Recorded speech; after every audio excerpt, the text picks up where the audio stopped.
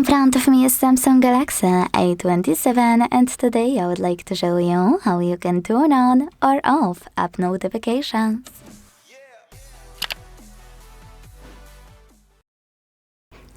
First of all, you need to launch Devices Settings and scroll to choose Notifications. Now, click on App Notifications at the top. And when you're ready, click on this icon here, next to All, this one at the top right corner. If you wanna, you can also choose Personal or Secure folder if you are using those. Anyway, when you click on this icon, you will be able to sort your apps by the notifications options. First one is All, to see all of your apps on your Samsung.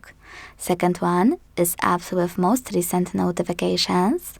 Then third one, Most frequent notifications. And fourth one, Notifications turned off, which are apps with notifications already blocked.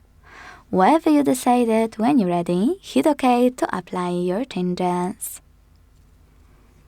Then use blue switches next to your apps to block notifications from them, or gray ones to switch them back on.